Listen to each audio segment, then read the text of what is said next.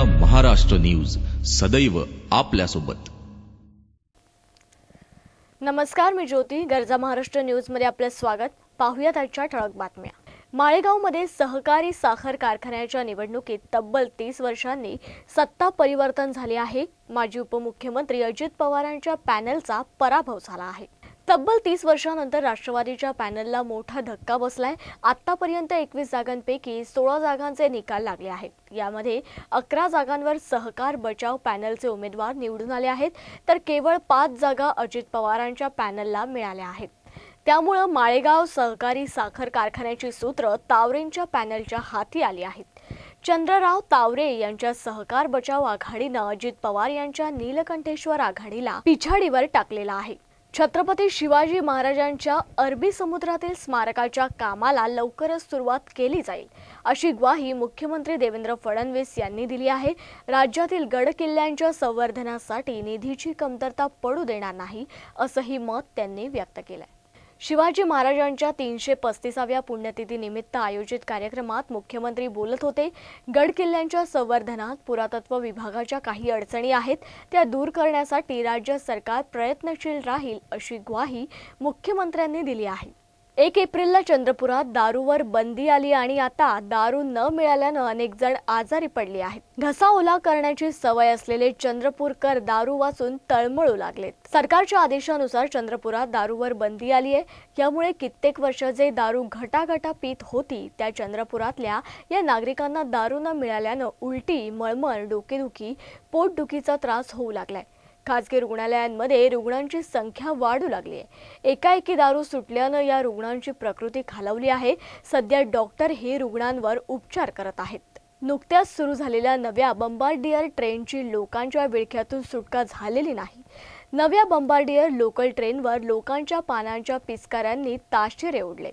काही दिवसातच लोकलच्या अंतर्गत भागावर पानांच्या पिचकाऱ्यांनी नक्षीकाम केलेलं आहे। 18 मार्चला मुंबईत दाखल झालेल्या बंबार्डियर लोकल ट्रेन्स 15 दिवसाच्या आतच पानाच्या पिचकाऱ्यांसोबतच बाबाबुवांची पोस्टर, हँडलची मोडतोड असे प्रकार दिसून आलेत। लाल रंगाचे डाग मिटवणं कठीण असल्याने आणि अंतर्गत भागांचं नुकसान झाल्यामुळे एका वरिष्ठ अधिकाऱ्यांनी चिंता व्यक्त केली आहे।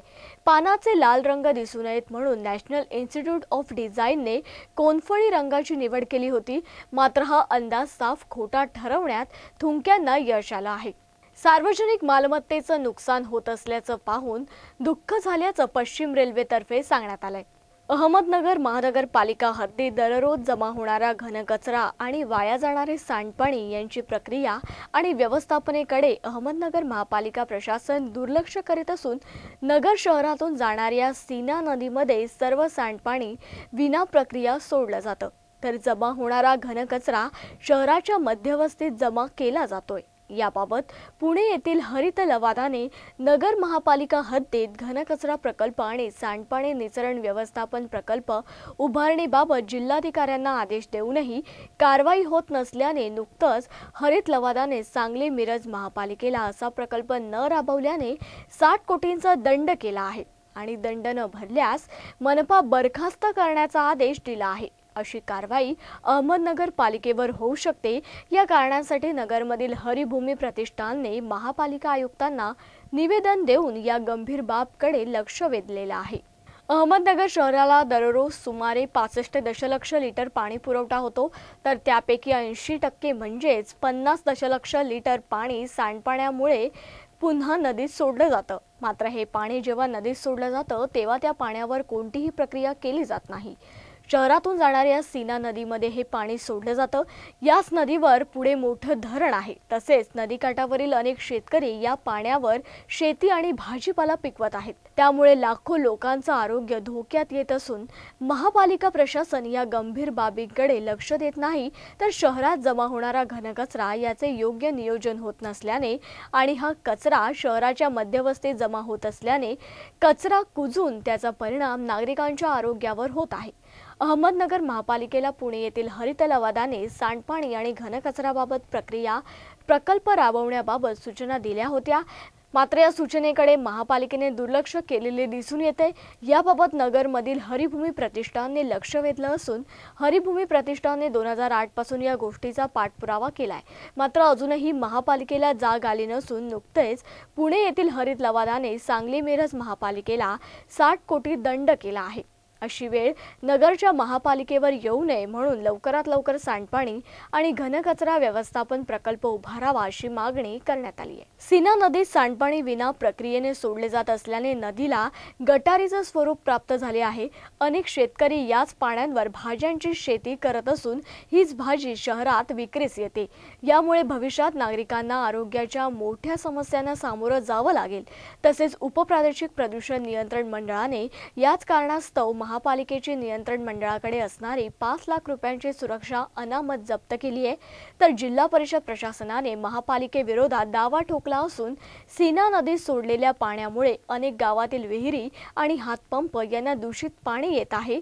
तरी महापालिका प्रशासन आणि पदाधिकारी या बाबींकडे डोळेझाक करताना दिसत आहेत। शहराचं सगळं सांडपाणी, नगर शहराचं संपूर्ण सांडपाणी हे सीना नदी पात्रामध्ये कुठलीही प्रक्रिया न करता सोडण्यात येतं। ऍक्च्युअली वॉटर ऍक्ट प्रदूषण नियंत्रण व प्रतिबंध कायदा 1974 नुसार शहराचं सांडपाणी हे प्रक्रिया करूनच नदीपात्रात किंवा इतर ठिकाणी हे सोडलं गेलं पाहिजे। या संदर्भात आम्ही महानगरपालिकेला 2008 मध्ये पत्र दिलं होतं, कुठली कारवाई झाली नाही। त्याच्यानंतर आता परत हा विषय समोर येण्याचं कारण असं की मागच्या आठवड्यामध्ये राष्ट्रीय हरित लवादाने सांगली महानगरपालिकेला अशाच प्रकारे सांडपाणी प्रक्रियेकडे दुर्लक्ष केल्याबद्दल 60 कोटी रुपयांचा दंड ठोठावला आणि हा दंड 3 आठवड्यात न भरल्यास महानगरपालिका बरखास्त करावी असे स्पष्ट आदेश विभागीय आयुक्त पुणे यांना त्यांनी दिलेले आहेत। अशाच प्रकारची भयानक कारवाई अहमदनगर महानगरपालिकेवर होऊ शकते। याच्याकडे आम्ही लक्ष वेधण्यासाठी मागच्या 3-4 दिवसापूर्वी महानगरपालिका आयुक्तांना सविस्तर पत्र दिलेलं आहे आणि त्यांना विनंती केली की अशा प्रकारची कारवाई भविष्यामध्ये महानगरपालिकेवर होण्यापूर्वीच आपण या विषयाकडे गांभीर्याने बघा। आणि साधारण 5 ते 7 वर्षांपासून आमची मागणी राहिलेली आहे की तुम्ही सांडपाणी प्रक्रिया प्रकल्प छोटे छोटे 1-2-3 ठिकाणी सुरू केले तर किमान याचे जे दुष्परिणाम आहेत, उदाहरणार्थ काय होतं की सांडपाणी प्रक्रिया न केल्यामुळे त्याच्यातले जे काही घातक पदार्थ आहेत हे पर्कोलेट होऊन जमिनीमध्ये भूगर्भामध्ये मिसळतात आणि आजूबाजूच्या ज्या विहिरी आहेत, हातपंप आहेत याच्यामध्ये ते उतरतात आणि बऱ्याच ठिकाणी सीना नदीच्या पाण्यावरती शेती केली जाते। हे घातक पदार्थ जे आहेत, घटक आहेत सांडपाण्यामधले, हे ते भाजीपाल्यांच्या अवशेषमध्ये सुद्धा सापडतात। म्हणून या प्रकाराकडे आपण गांभीर्याने दखल घ्यावी आणि तात्काळ या विषयाकडे आपण गांभीर्याने दखल घेऊन तात्काळ काहीतरी उपाययोजना करावी अशी एक विनंतीवाजा पत्र आम्ही महानगरपालिका आयुक्तांना नुकतंच दिलेलं आहे। भारतीय मोबाईल कंपनीने मायक्रोमॅक्स युनाइट 2 हा स्मार्टफोन आणखी स्मार्ट करण्याचा प्रयत्न केलाय। यामधील असणारी ऑपरेटिंग सिस्टीम Android 4.4 ही आता अपडेट होणार आहे। युजर्स Android 5.0 लॉलीपॉप सिस्टम आता मिळणार आहे। मंगळवारी 7 एप्रिल पासून याबाबत तुम्हाला एक नोटिफिकेशन येणार आहे। तुम्ही तुमचा स्मार्टफोन अपडेट केल्यानंतर Android 5.0 लॉलीपॉप सिस्टीम सुरू होईल। याशिवाय युजर्स मॅन्युअली डाउनलोड करू शकतील। त्यासाठी फोन सेटिंगमध्ये जाऊन सॉफ्टवेअर अपडेट ऑप्शन निवडायचा आहे। KitKat OS असलेला हा मायक्रोमॅक्सचा पहिलाच फोन होता, तो आता अपडेट होऊन लॉलीपॉप OS होणार आहे। बुलेटिनमध्ये इथेच थांबूया। तुम्ही पाहत राहा फक्त गरजा महाराष्ट्र न्यूज, सदैव आपल्यासोबत।